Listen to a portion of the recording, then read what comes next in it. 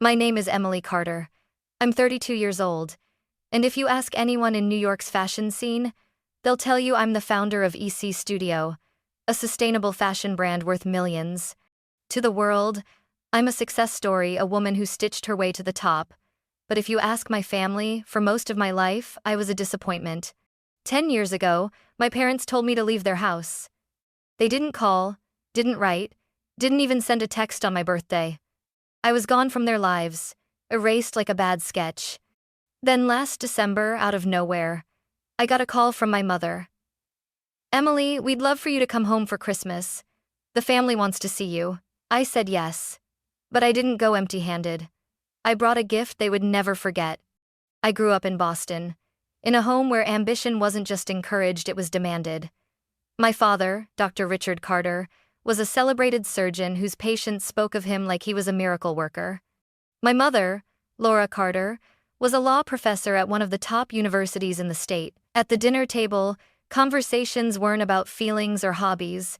They were about grades, career plans, and how each of us would carry the Carter legacy forward. My older brother, Michael, was the golden boy Harvard Law, destined for a partnership at a prestigious firm before he even graduated. My younger sister, Anna, had been dissecting frogs in the 8th grade and dreaming of becoming a doctor ever since. My parents beamed at them. They were perfect fits for the family blueprint, and then there was me. I was the odd sketch in a perfect gallery.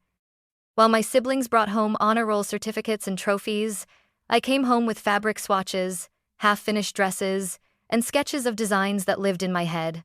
I could spend hours in my room, sewing clothes for my dolls as a kid, then later for myself.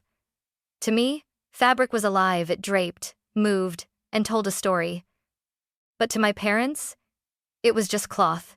"Emily, sewing is a hobby, not a career," my mother would say, her tone clipped, like she was correcting a legal error. "You need to focus on something real, something respectable." My father rarely raised his voice, but when I mentioned wanting to apply to Parsons School of Design instead of law school, his disappointment was a thundercloud in the room. "We've given you every opportunity, and you're going to throw it away to play with fabric?" Play. That word stung. It wasn't just the disapproval, it was the constant comparison. "Why can't you be more like Michael?" "Anna knows what she wants, why don't you?" Every question chipped away at me until I felt like I was shrinking into the seams of my own life. The only person who seemed to see me was my grandmother, Grace. She wasn't a designer, but she had magic in her hands. She'd sewn her own clothes during the war years and taught me how to thread a needle when I was 7. "Clothes can change how a person feels about themselves," she'd say, handing me a hem to finish. "And you, my dear, can change the world with yours." Her words were my safe place. But in my parents' house, dreams like mine had no space to breathe. They had a plan for me, and every day I refused to follow it. The walls between us grew higher. I didn't know it then, but those walls would one day become an unbridgeable distance. One phone call, one decision, and 10 years of silence. The breaking point came on a rainy Sunday evening, the kind of cold Boston night where the air feels heavy and damp. We were sitting around the dinner table, my father at the head, reading something on his tablet, my mother slicing roast chicken with precision, Michael scrolling on his phone, and Anna flipping through medical school brochures. I was the only one without a respectable pile of papers in front of me. I had rehearsed my words all day, the way someone rehearses before a trial. My heart pounded so loudly I could barely hear the sound of cutlery clinking against plates. "I'm not applying to law school," I said. The room stilled. My father set down his tablet slowly, like a judge about to deliver a verdict. "What did you just say?" His voice was calm, but every syllable carried weight. "I'm applying to Parsons School of Design in New York," I continued, my voice shaking but steady enough to be heard. "I want to study fashion design. That's where I belong." My mother's knife froze midair. Michael looked up, half amused, half disbelieving. Anna just stared at me, her face unreadable. "Fashion design?" my father repeated, as if the words themselves were foreign. "Emily, you can sew as a hobby. You cannot make a life out of it." "I can, and I will." The air between us was electric with tension. My mother spoke next, her voice sharp. You are throwing away every opportunity we've given you. Do you have any idea how ungrateful this sounds? I'm not ungrateful, I said, fighting the lump in my throat. I'm just tired of pretending I want a life that isn't mine. My father's voice deepened, slow and deliberate. If you walk down this path, don't expect us to fund it. No tuition, no rent, no handouts. You'll be on your own.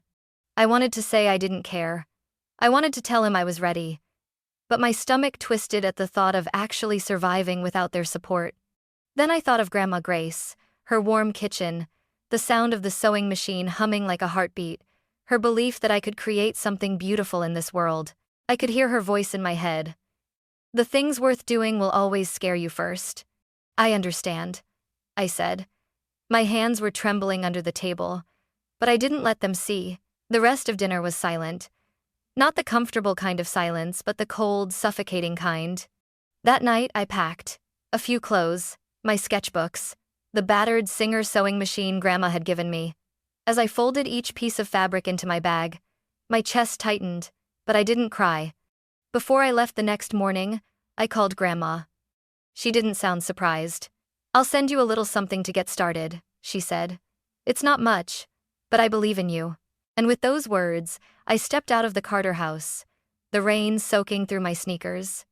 I didn't look back, not because I didn't care, but because I knew if I saw the familiar windows glowing behind me, I might lose my nerve.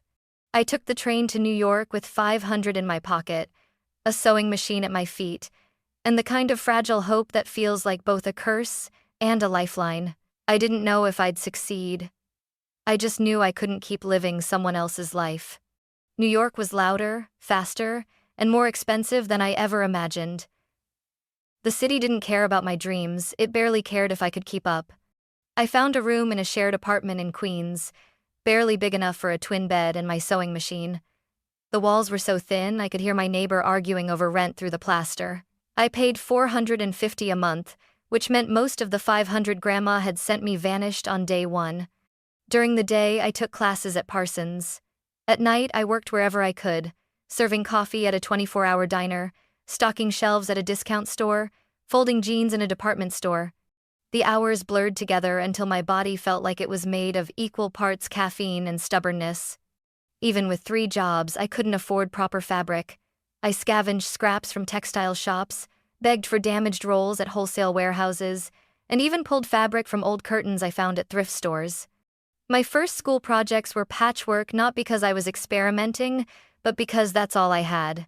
Some nights, I sat at my sewing machine until 3 a.m., the whir of the needle keeping me awake more than any cup of coffee could. I'd fall asleep with a pin still tucked behind my ear, only to wake up 4 hours later and start again. The loneliness was the worst part. Every holiday, my classmates flew home to families who would hug them, feed them, and ask about their classes. I stayed in my apartment, heating up instant noodles and pretending I didn't notice the silence. I tried calling my parents once, around Thanksgiving. My mother picked up, said she was busy, and hung up before I could even tell her how I was. That was the last time I tried for a while. But there were glimmers of light. My design professor, Ms. Lopez, saw something in my work. One afternoon, she stopped by my desk as I was piecing together a dress from an old bedsheet and whispered, "You have vision, Emily. Don't let anyone tell you otherwise." Her words carried me through the nights when I questioned everything, nights when the city felt like it was chewing me up and spitting me out. I started selling small pieces, handmade scarves, tote bags, skirts to classmates and friends of friends. I'd package them in brown paper, tie them with leftover ribbon, and include a handwritten note. "Thank you for believing in something made by hand." It wasn't much money, but it was a seed. Still, for every sale there were a dozen rejections. Boutiques told me my work was too personal or not commercial enough. A Fashion Week intern I met at a networking event actually laughed when I told him I worked out of a bedroom in Queens. I learned to swallow the sting and keep going. By the end of my first year, I'd survived, not thrived, not succeeded, but survived. I'd paid my rent every month, passed my classes, and kept my dream alive by the thinnest of threads. Grandma's voice stayed with me. The things worth doing will always scare you first. I didn't know how, or when, or even if my break would come. But I knew one thing for certain: no matter how many times the city tried to knock me down, I wasn't going back. I'd left Boston with nothing but a sewing machine and a promise to myself. I intended to keep it. It happened on a Tuesday, a day I almost skipped class, because I'd worked a double shift at the diner the night before. My eyes were gritty, my hands sore from both sewing and scrubbing counters, but something told me to push through. We had a project due: create a complete outfit inspired by transformation. I'd made mine from thrift store curtains and leftover satin scraps. It was a flowing emerald green dress, asymmetrical, with a neckline I'd hand-stitched until my fingers bled. It wasn't perfect, but it was mine. After class, one of my classmates, Mia, asked if she could borrow the dress for a small rooftop event she was attending. "It's just a networking thing," she said. "There'll be a few influencers there. Might be fun." I didn't think much of it until my phone buzzed that night. "Emily, your dress is blowing up on Instagram." I opened the app and froze. There was Mia, twirling under string lights, the city skyline behind her. The emerald fabric caught the glow like it was alive. And next to her smile was a caption from a fashion influencer with over 500,000 followers, obsessed with this upcycled beauty by Emily Carter Design. Within an hour, my inbox was flooded. Strangers wanted to know if the dress was for sale. Could I make one in red? In black? Could I do custom orders? For the first time, people outside my tiny circle were seeing me not just as a student scraping by, but as a designer. I stayed up all night answering messages, sketching variations, calculating costs. By morning, I had 8 orders and barely enough fabric to fill them. I skipped class that day, sprinted to every fabric shop I knew, and bargained for scraps like they were gold. The next few weeks were chaos in the best way. My apartment turned into a workshop. The kitchen table became a cutting station, my bed a fabric storage unit. I packed each order myself, writing notes to every customer, thanking them for supporting something handmade. Then the momentum grew. More influencers started wearing my pieces. One tagged me in a photo from Paris Fashion Week, not on the runway, but standing outside the venue, turning heads in a coat I'd made from vintage wool. I couldn't believe it. The same coat had been rejected by 3 boutiques months earlier. Now, people were messaging me from France, Italy, Japan.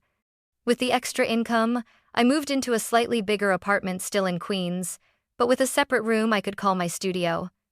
I bought my first industrial sewing machine, and, for the first time since leaving home, I could breathe without constantly worrying about rent. But the best moment came one quiet evening when I received a handwritten letter in the mail. The return address stopped me cold. It was from Grandma Grace. She'd written, "I saw your name in a magazine today. I knew this day would come. You've always had the hands and the heart for this. Keep sewing, my girl. Keep proving them wrong, though. I know you're not doing it for them." I sat at my work table, the hum of the sewing machine still in my ears, and let the tears fall. Not the tears of someone beaten down, but the kind that come when you realize the tide has finally started to turn. I wasn't a millionaire, not yet. But for the first time, I could see the shore. By the time I turned 32, EC Studio had grown beyond anything I dared to imagine in that cramped Queens bedroom. We had a flagship store in Soho, another in Los Angeles, and a third opening in London. Celebrities wore my designs on red carpets. My name was in magazines, my face on talk shows. That was when the phone call came. It was a Wednesday afternoon in early December. I was reviewing fabric samples in my office when my assistant poked her head in. "There's Laura Carter online too. She says she's your mother." For a moment, my hands forgot how to move. 10 years, 10 Christmases alone, 10 birthdays without a single call, and now this. I picked up the phone, my voice careful. "Hello? Emily," my mother said, as if she'd spoken my name every day. "It's been far too long. We'd love for you to come home for Christmas this year. The whole family will be there. Michael, Anna, your father." Her tone was light, almost cheerful, like she was inviting me to brunch after a busy week, not reaching across a decade of silence. "Why now?" I asked before I could stop myself. There was a pause. "It's Christmas, darling. It's time to be together again." I didn't answer right away. My mind flickered back to the nights I'd eaten instant noodles alone in my apartment while snow fell outside. The times I'd seen their names pop up on social media, smiling in holiday photos without me. The way they'd erased me from the family narrative like I'd never existed. I thought of Grandma Grace, how she'd always told me forgiveness was a gift I should give for my own peace, not theirs. But forgiveness didn't mean forgetting. And it didn't mean walking into the same room empty-handed. "I'll be there," I said finally. There was a hint of surprise in my mother's voice. "Wonderful. We can't wait to see you." After I hung up, I sat in my office for a long time, staring at the skyline through the window. I didn't know exactly what I would say to them, but I knew one thing: I wouldn't arrive as the girl they threw out. I'd walk in as the woman who had built her own life, her own name, without a single penny from them, and I'd bring something they would never forget. The snow crunched under my boots as I walked up the long driveway of my parents' Boston home. The house looked exactly as it had the day I left: white clapboard siding, green shutters, a perfectly decorated wreath on the front door. But to me, it wasn't just a house. It was the place where I'd been told I wasn't enough. I rang the bell. When the door opened, my mother stood there in a cashmere sweater, her smile wide but brittle. "Emily," she said, leaning in for a hug I didn't return right away. Inside, the house smelled of cinnamon and roasted turkey. The living room glittered with Christmas lights. My father was by the fireplace, drink in hand, talking to Michael and Anna. They turned when they saw me, their smiles polite but strained, like they were greeting an old colleague rather than a sister. We exchanged the usual small talk: how was my flight, how cold New York must be in December, how busy I must be with my business. They didn't ask how I'd been during the 10 years they ignored me, and I didn't volunteer it. Dinner was a blur of chatter about Michael's firm, Anna's medical research, and my father's recent speaking engagement. I listened, nodded, but kept my real thoughts to myself. Finally, when the plates were cleared and coffee was served, I said, "I brought you all a gift." The room went quiet. From my bag, I pulled out a sleek black envelope for each of them. My mother looked curious. My father's brow furrowed. Michael smirked like he expected theater tickets. "Go ahead," I said. They opened them in unison. Inside each was a deed official, notarized, transferring ownership of the Carter family home. "To me?" I said calmly. "I bought it last month." My father's face went pale. "What is this supposed to mean?" "It means," I said, my voice steady, "that the house you told me to leave will never throw me out again. It's mine now. And you can stay, if you like, rent-free, as long as you want. Consider it my Christmas gift." My mother blinked rapidly, her lips parting in shock. "Emily, why?" "Because I can," I said simply. "Because the girl you thought would fail built a life without you. And because I wanted you to know there's no bitterness left. Only clarity." Michael let out a low whistle. Anna just stared at me, her eyes softening for the first time all evening. My father set his coffee down. "You think this proves something?" "No," I said. "It doesn't prove anything to you, but it proves something to me: that I don't need your approval to stand in this room, that I'm not the lost cause you thought I was." The silence stretched. Then, surprisingly, my mother's voice cracked. "We were wrong," she whispered. "We thought we were protecting you from failure. We didn't see what you were capable of." For a moment, I almost let myself believe her. But then I remembered the nights in that freezing apartment, the rejections, the feeling of being unwanted by the people who should have loved me most. I smiled faintly. "I hope you enjoy the house. Merry Christmas." I stood, hugged Anna quickly, nodded to Michael, and walked toward the door. My mother called my name once, softly, but I didn't turn back. Outside, the snow had started falling again, flakes catching in my hair. I took a deep breath of the cold night air, feeling lighter than I had in years. The gift hadn't been about revenge. It had been about reclaiming the part of my life they thought they could erase. And as I walked down the driveway toward my car, I realized something. This wasn't the end of the story. It was the closing of a chapter I'd been writing since the night I left home with a sewing machine and a suitcase. The next chapter was mine, and mine alone. Driving back to my hotel that night, the city lights blurred through the windshield. Part snow, part tears I hadn't realized were falling. They weren't tears of regret. They were the release of a weight I'd carried for 10 years. I thought about the girl who had left Boston with 500, a sewing machine, and a dream that felt almost too fragile to speak aloud. She had been scared, unsure, and so desperately in need of love from people who wouldn't give it. But somewhere along the way, through every rejection, every late night stitching under dim light, every sale that felt like a miracle, she had found something better than their approval. She had found herself. Owning the house didn't matter in the way they thought it did. It wasn't about power or control. It was about closure, about standing in the very place I'd been told I didn't belong, knowing I had built a life worth living without them. As the snow kept falling, I realized Christmas would never be the same for me, not because of them, but because I had learned to give myself the kind of gift no one could take away. Freedom. And maybe, just maybe, that was the only gift that truly mattered.